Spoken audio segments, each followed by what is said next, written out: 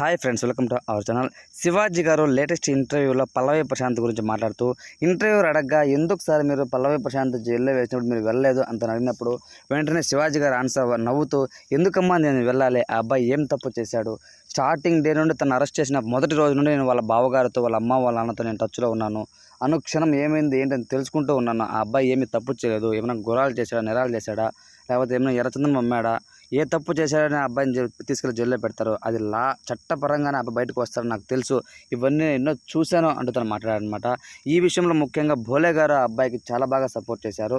So Bhole గారు పల్లవి ప్రశాంత్ విషయంలో తనే ముందుకొచ్చి లాయర్లతో మాట్లాడే తను విడిపించారు. సో వాళ్ళకంతా ఇదంతా కొత్త అయి ఉండొచ్చు. ఎందుకంటే నేను నా జీవితం ఇలాంటివి ఎన్నో చూశాను. తప్పులు లేకుండా ఎవరికి జైల్లో వేసే అర్హత లేదు.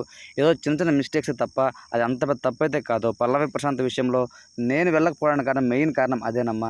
ఎందుకు ఊరికే నేను వెళ్ళాలి, నేను వెళ్ళి అక్కడ వాళ్ళు పోలీసులు పర్మిషన్ తీసుకొని అక్కడికి వెళ్ళి దాని తర్వాత అక్కడ వాళ్ళు చెప్పిన సమాధానాలు అడిగిన క్వశ్చన్స్ ఇంకా పెద్ద చేయడం ఇష్టం లేకనే నేను వెళ్ళలేదు. కానీ భోలే శివాలే మాత్రం బాగా సపోర్ట్ చేశారు ఆ అబ్బాయికి. సో అటువంటి స్నేహితులు కావాలి ఈ జనరేషన్లో అంతని చెప్పాడనమాట. అదే తరహాలో మాట్లాడుతూ, చాలామంది మిమ్మల్ని నెగిటివ్ చేశారు సార్, శివాజీ పల్లవి ప్రశాంత్ని వాడుకొని టాప్ 5లోకి వచ్చారు అని మాట్లాడుతూ ఉన్నారు. దీని గురించి మీ ఒపీనియన్ ఏంటని అడగగానే వెంటనే పల్లవి ప్రశాంత్ చెయ్యి పైకి లేచినప్పుడు నేను చాలా హ్యాపీగా ఫీల్ అయ్యాను.